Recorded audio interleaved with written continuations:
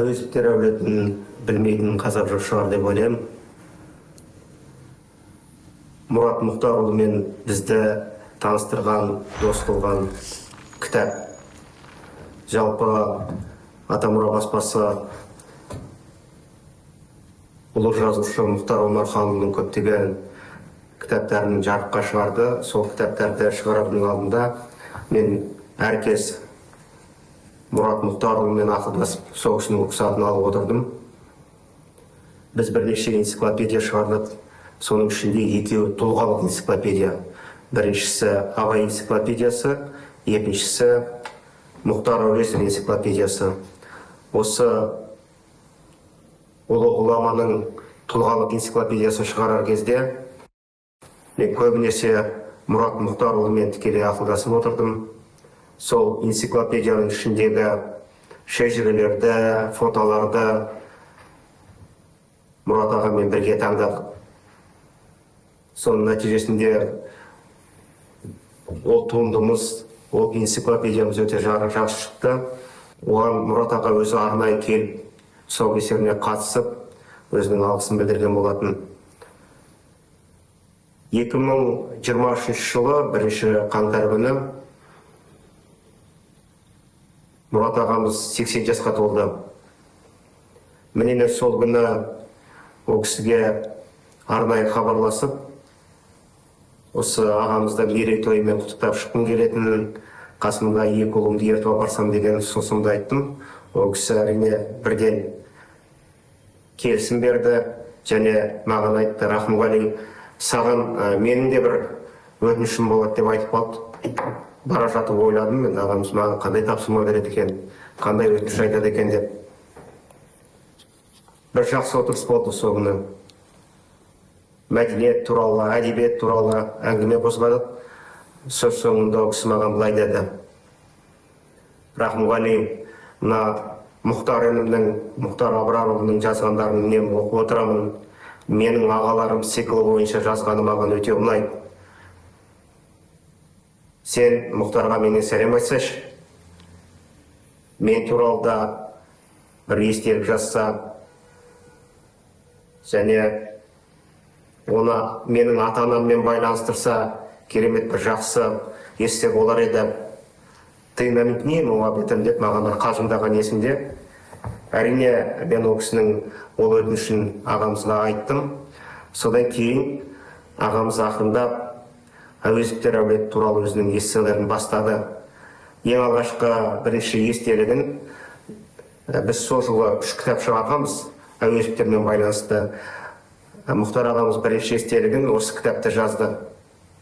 Бұл кітап Мұрат ағамыздың анасы Фатима Зейноллақызы Ғабитова жайлы шыққан кітап, екінші басылым. Осыған Мұхтар ағамыз алғы сөз жазды. Қайсар рухты ғазиз жан деген. Осы естелікті Мұрат аға көп ықыласпен қабылдап, қатты ризашылығын білдірді. Осы кітаптың тұсаукесеріне өзі келіп, бүкіл 3 әулеттің басын қосты. Дәлірек айтқанда, Сүлеевтер әулетін, Жансүгіровтер әулетін, Әуезовтер әулетін бәрін жинап, ол кезде Елиф апамыз бар еді. Бәрі бірге керемет осы тұсаукесер рәсімінде өздерінің балалық шақтарының, осы анасы туралы естеліктерін бөлісті. Одан кейін тура сол жылы біз мына 2-ші кітапты шығардық, Қазақ рухы деген. Бұл кітап тікелей Мұрат ағаның өзімен байланысты. Міне осы кезде де Мұхтар ағамыз өзінің алғы сөзін осы кітапқа жазды және өзінің естеліктерін жалғастырды. Дәлірек айтатын болсақ, жолаушы, алтын баладан алып эпопеяға дейін деген, немесе аласат соңы сабағат сияқты керемет эсселерін ағамыз бірінен кейін бірін қазақ әдебиеті, ана тілі газеттерінде жарыққа шығарып отырды. Және әрбір жарыққа шығарудың алдында осы естеліктерін Мұрат ағамен өзі бөлісіп, пікірлесіп отыр. Сол кезде мен Мұрат ағаның қатты ризашылығын, осы мәдениетке деген керемет құштарлығын байқадым. Одан кейінгі біздің 3-ші кітап Мұрат деген, бұл ол кісінің тікелей өмірі туралы, жастық шағы туралы, жас тұлпардағы кездері, достары туралы естелік. Неге біз сол 80 жылдықтың құрметіне осы 3 кітапты ағамызға тарту еттік. Жалпы осы кітаптарды шығарып жүріп, араласып жүріп байқағаным, Мұрат Мұхтарұлы шын мәнінде зиялы адам болады, мәдениетті адам болатын. Ол кісі ешқашанда біреуге ғайбат сөз айтпайтын, уақытымен жүретін, ешқашан айтқан уақытынан кешікпейтін, көркем мінезді, сабырлы, жақсы адам еді. Ол кісінің әрбір сөйлеген сөзіне ағайын туысын, ұлтын, құда жекжатын, бала шағасын қатты жақсы көрінетіні көрініп тұратын. Тағы бір естелік есіме түсіп отыр. Осы «Қазақ рухы» деген кітап шыққан кезде,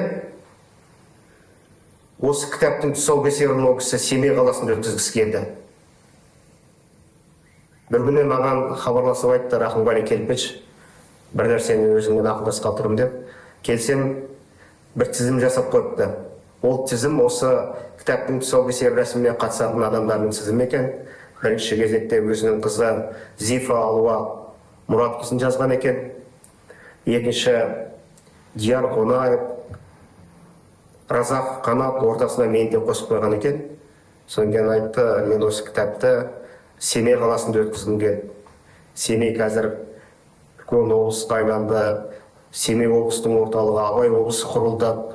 Осыған байланысты мен жүрек жарды тілегімді айтқым келіп еді, бірақ денсаулыққа байланысты бара алмайтын сияқтымын.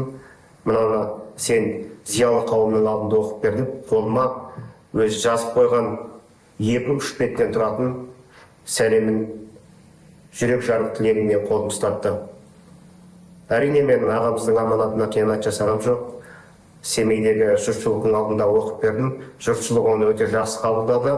Артынан біз сол сапардан кейін ары қарай Жидебайға барып, Абай атамыздың басында болып, Құнанбай атамыздың басына зиярат етіп, Бөріліге барып, сол үлкен ұлы бабаларымызға бір зиярат жасап қайтқан болатынбыз. Келгеннен кейін ағамызға бәрін баяндадым. Ол туралы мен өз әлеуметтік желіде де жаздым. Ол кісі оны өте жақсы қабылдады. Өзінің ұсыныс пікірлерін комментарий ретінде арасында ол кісі де жазып отырды. Әрине өкінішті, бүгінде осындай жақсы ағамыз біздің арамызда жоқ. Мұрат аға шын мәнінде зиялы адам болатын. Ол кісі өте мәдениетті, сабырлы, айтқан сөзінде тұратын парасатты адам болатын. Нағыз алтынның қиығы, асылдың тұяғы болатын. Өкінішке орай бүгінде Мұрат аға арамызда жоқ. Өзі жоқ болса да қаншама кітаптары қалды, мұның бәрі ұрпақтан ұрпаққа беріледі. Ардақты Мұрат ағамыздың жаны жәннатта болсын.